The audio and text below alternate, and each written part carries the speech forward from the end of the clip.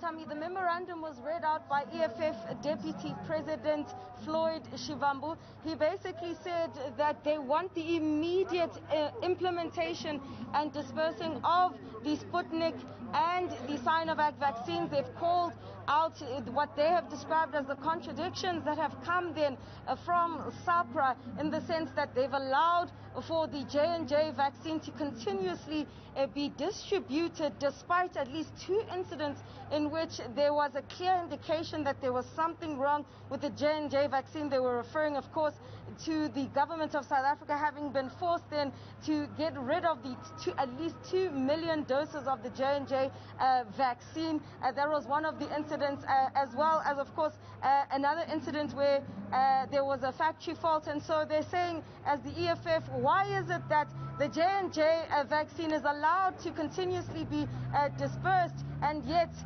you are refusing to allow for Sputnik and SINOVAC from China and Russia to actually be dispensed, and you've never even given it a chance? In essence, that is the debate that the EFF has brought to the doorsteps of the SAHPRA officers. They've also then called for the removal, the resignation of Helen Rees. She's the chairperson of the SAHPRA board. They're saying that if within 7 days she does not do this, they'll be left with no choice but to camp outside her home day and night. They say that the South African government, they gave them enough time and space to actually prepare themselves in the initial phases when the COVID-19 virus actually arrived in South Africa. They're saying that they gave Ramaphosa and his cabinet room to prepare, but seemingly the first, second, and now the third wave, the government does not prepare. They will not tolerate any lockdown without a plan.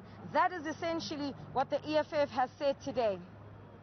So, Ziyanda, EFF leader Julius Malema once again using this opportunity to call for the opening and the release of the CR17 campaign funding. Talk to us about that and the link that he has made to this particular call involving SAHPRA.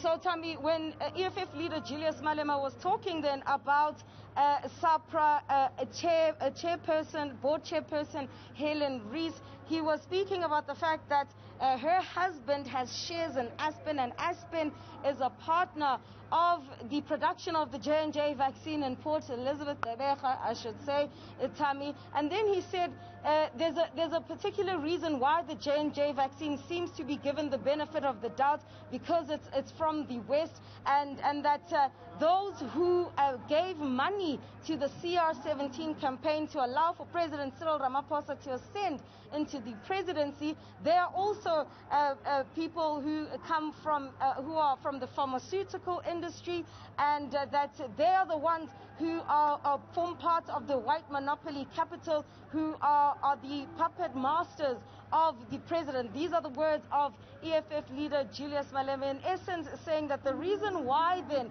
Sputnik and SINOVAC are not being allowed into the country is as a result of this, even saying that, you know, business people are not stupid. They would not donate hundreds of millions of rands towards a campaign without actually now seeing the return. So he's saying that this particular matter is exactly how then, you know, they're using South African officials through the South African Health Products Regulatory Authority to actually implement their program, and that if anything then the EFF will not accept any lockdown without a plan.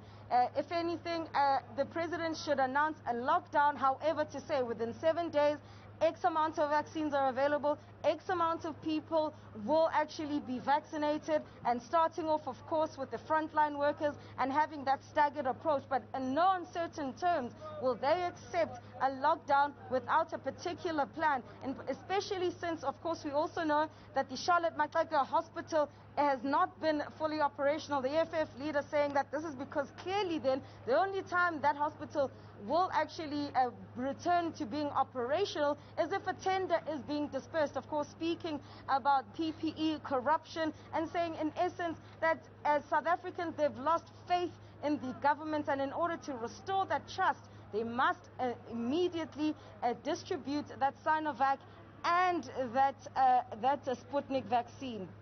The objectives for today very clearly highlighted by the EFF, but one cannot, Ziyanda, turn a blind eye to the criticism that has been meted out to the EFF and its leadership, today being a super spreader event. We saw Julius Malema not shying away from this particular topic too. If you could explain to us how he encapsulated it and his reasoning behind the importance of having a march such as this, even though it is being touted as a super spreader event. Well, for the EFF leader, it's quite simple, really. If we're in lockdown level 3 and yet our shopping malls continue to be packed, restaurants and shebeens continue to be packed, and no one says that these particular areas are a super spreader event. He says this particular gathering here today, which of course in many ways has breached the COVID-19 regulations in all aspects, really, if I could say, completely defeating those regulations, saying that this is more meaningful because this is in order to prevent not having vaccines if the country goes into a fourth wave.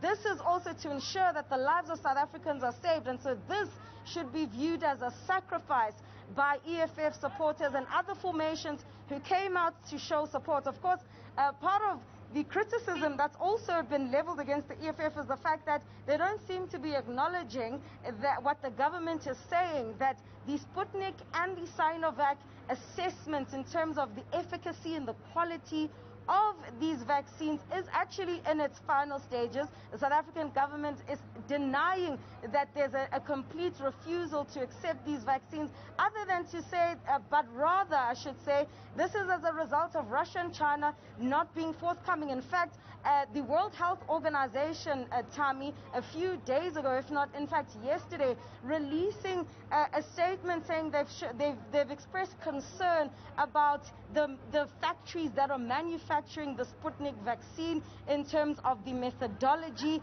and the manner in which the factories are set up, which of course then would compromise the quality of the vaccine. So on the other hand, there is a semblance of criticism to say that the EFF is merely politicking, especially, of course, seeing that there are regulations in place, there are local government elections on the way, and this is also forming part of that build-up to actually engage with the electorate during these difficult times.